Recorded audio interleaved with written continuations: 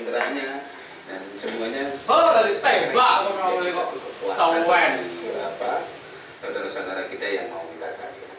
Kita memberikan kepercayaan proses hukum itu berjalan independen, harus belajar jujur, berdasarkan fakta dan sebagainya. Mati nggak mati lah ya. Timbulkan trust pengadilannya. Jadi selama ini kan trust. Kembali satu yang bisa makin bersama.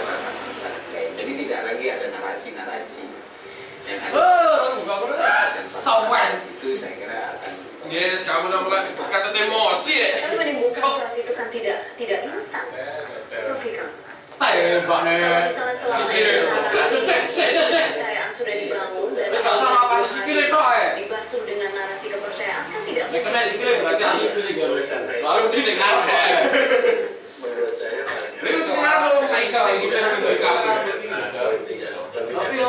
tapi ini diplomasi rekonsiliasi dan karena ini suasananya masih belum pertemuan antara Pak Jokowi dengan Prabowo memang sangat penting.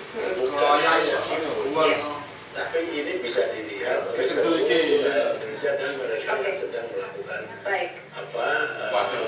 ya katakanlah perlawanan. Tadi ada rekan Rifana Pratiwi. Di MH. Prabowo Jokowi sepakat tidak ajak seluruh elemen masyarakat kembali. Iya. Baik.